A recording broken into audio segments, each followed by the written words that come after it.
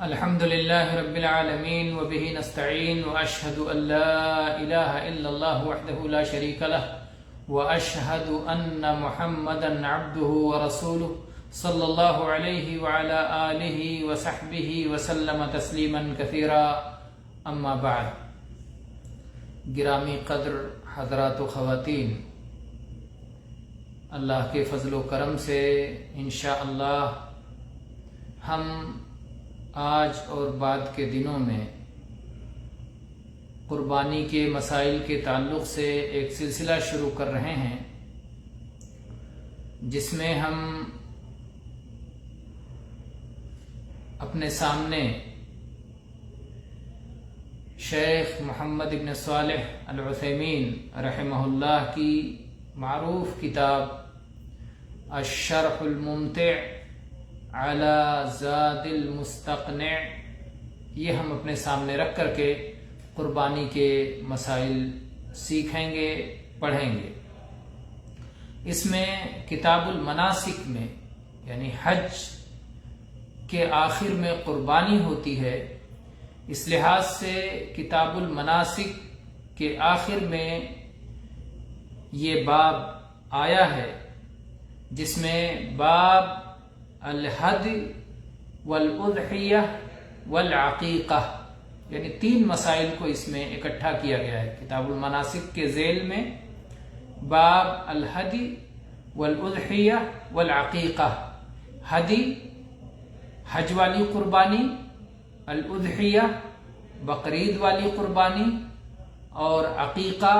بچے کی ولادت کے وقت کی قربانی. تو تین قربانیوں کو ایک ساتھ ذکر کیا گیا ہے کیونکہ ان کے مسائل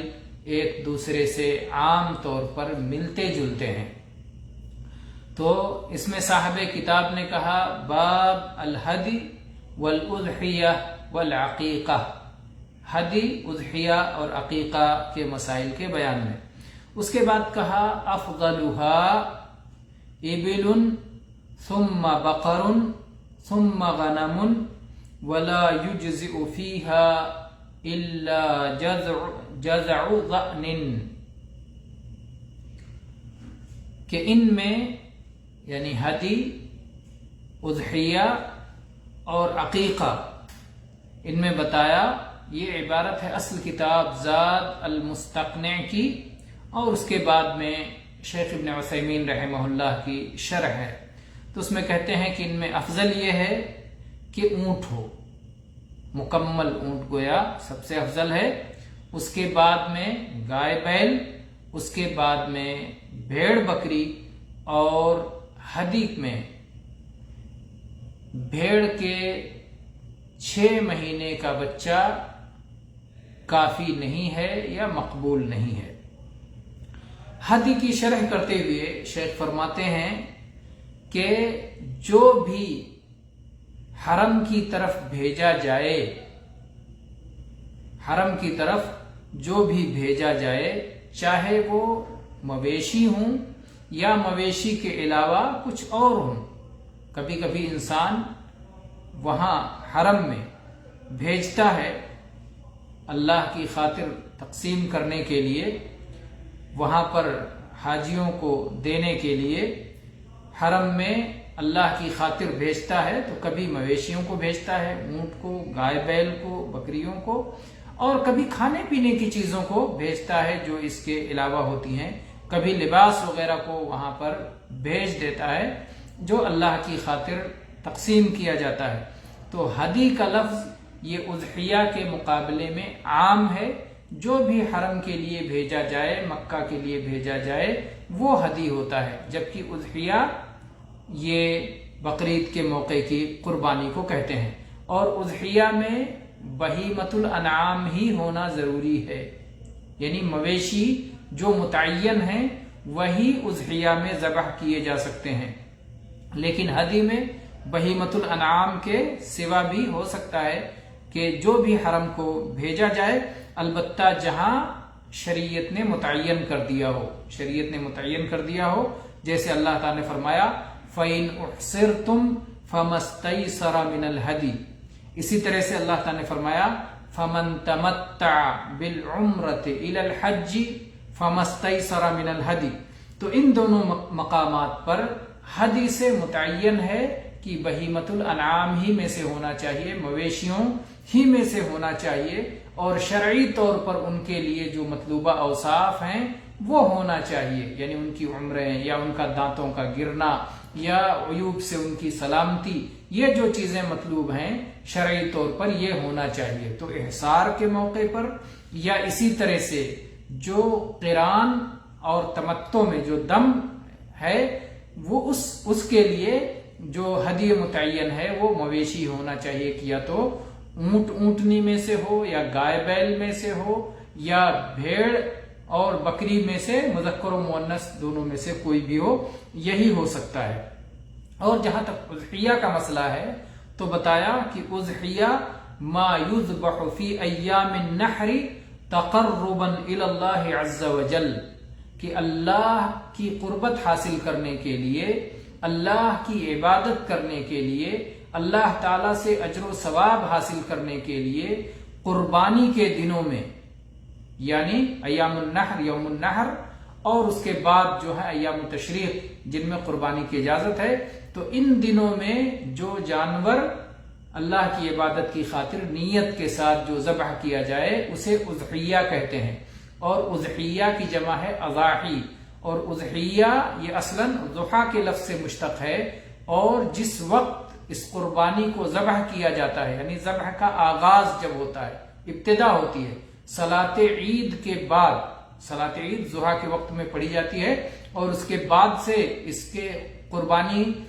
کا ذبح کرنا جائز ہوتا ہے، اسی وقت کو لے کر کے اس جانور کا اور اس عبادت کا نام رکھ دیا گیا۔ تو عید کے دن بوقت ضحیٰ چاشت کے وقت میں چونکہ یہ قربانی کی جاتی ہے، اس لیے اس کا نام اضحیہ رکھا گیا ہے وقت کے حساب سے۔ اور ہدی اور اضحیہ میں فرق ہے، اگر اردو زبان میں ایک ہی لفظ ہے، اس کے لیے بھی قربانی، حج والی قربانی، اس کو بقرعید والی قربانی کہہ دیتے ہیں، لیکن عربی میں دو لفظ ہے، ایک ہے ہدی جو حج کے لیے ہے، اور ایک ہے اضحیہ، اور دونوں میں فرق ہے۔ اضحیہ یہ دنیا میں جہاں جہاں مسلمان بستے ہیں، دنیا کے جس گوشے میں، جس کونے میں، جس ملک میں، جس بستی میں، جس آبادی میں مسلمان آباد ہیں، بس رہے ہیں، باشندے ہیں، وہاں یہ اضحیہ ذبح کر سکتے ہیں، جبکہ ہدی یہ حج کی قربانی ہے جو کہ حدود حرم کے اندر ہی کی جا سکتی ہے، مینا میں اور حدود حرم میں ہی یہ قربانی کی جا سکتی ہے۔ اور اضحیہ یہ سنت ہے، مسلمانوں کا اس کے مشروع ہونے پر، یعنی ہماری شریعت کا حصہ ہونے پر اجماع ہے، سارے مسلمان اس بات پر متفق ہیں کہ قربانی ذبح کرنا یہ ہماری شریعت کا حصہ ہے، اور ہماری شریعت سے پہلے جتنی قومیں اور ملتیں پائی گئیں سب میں یہ چیز مشروع رہی ہے۔ چنانچہ سورہ حج کی آیت نمبر 34 میں اللہ تبارک و تعالیٰ نے ارشاد فرمایا وَلِكُلِّ أُمَّةٍ جَعَلْنَا مَنْسَكًا لِيَذْكُرُوا اسْمَ اللَّهِ عَلَى مَا رَزَقَهُم مِّن بَهِيمَةِ الْأَنْعَامِ۔ اللہ تعالیٰ نے فرمایا کہ ہر امت کے لیے ہم نے ان کی قربانی کا ایک طریقہ جو ہے متعین کر دیا ہے، ان کے لیے مشروع کر دیا ہے، تاکہ اللہ تعالیٰ نے جو مویشی انہیں عطا فرمائے ہیں ان پر وہ اللہ کا نام لے کر کے انہیں ذبح کریں اور ان کا حلال گوشت کھائیں۔ تو یہ تمام ملتوں میں اور تمام قوموں میں یہ مشروع رہا ہے۔ چنانچہ آپ اگر دور حاضر میں دیکھیں تو آپ دنیا کے دوسرے مذاہب کو پائیں گے کہ ان کے یہاں قربانی کی کوئی نہ کوئی صورت موجود ہے۔ ہندی میں اسی لیے قربانی کے لیے بلیدان کا لفظ پایا جاتا ہے، اور اس کے علاوہ زبانوں میں، انگریزی میں آپ دیکھیں، دوسری زبانوں میں دیکھیں تو اس کے لیے باقاعدہ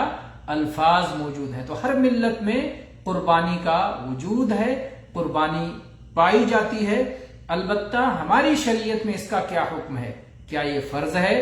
کیا یہ واجب ہے؟ کیا یہ سنت ہے؟ اور سنت ہے تو کس طرح کی سنت ہے؟ کیا اس طرح کی سنت ہے کہ اگر اسے چھوڑ دیا جائے تو کوئی کراہت نہیں ہے، یا اس طرح کی سنت ہے کہ چھوڑ دینا مکروہ ہے، تو کیا ہے؟ اس پر انشاءاللہ ہم اگلے درس میں گفتگو کریں گے۔ آج کے درس کے لیے اتنی چند باتیں ہی کافی ہیں۔ اقول قولی ھذا واستغفر اللہ لی ولکم من کل ذنب فاستغفروہ انہ ھو الغفور الرحیم۔